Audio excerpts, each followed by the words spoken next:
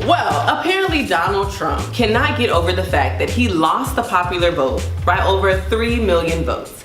He claims that over 3 million illegal votes were casted, although reports tell us this is completely false.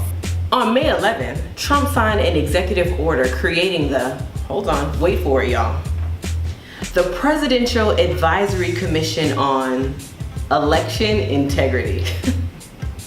The stated purpose of the commission is to, let me read it, to promote fair and honest federal elections by evaluating laws that either enhance or undermine public confidence in federal elections and identifying vulnerabilities that could lead to voter fraud. Okay, so let me tell you what this commission is really for. Basically, it's to justify voter suppression and to keep you from voting. For years, Republican lawmakers have imposed laws that predominantly keep vulnerable communities like people of color and young folks from voting.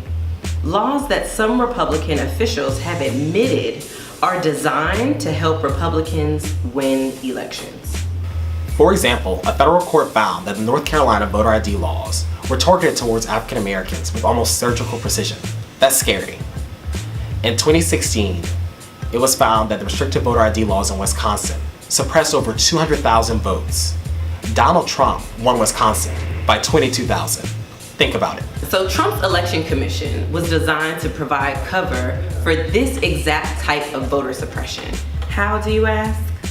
The commission has already sent letters to every state asking for personal detailed information of all registered voters. And if that's not scary enough, this request is likely an effort to implement a national version of the cross-check program, which is supposed to compare voting rolls to identify people wrongly registered in more than one place.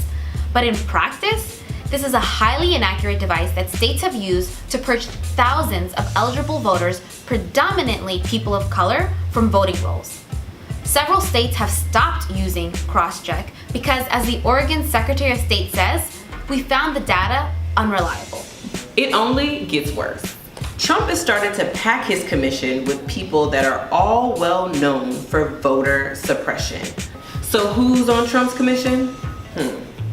Vice President Mike Pence chairs the commission with this guy, Kansas Secretary of State Chris Kobach, whose plans, according to the New York Times, would preserve Republican majorities and reduce the influence of the country's non-white population.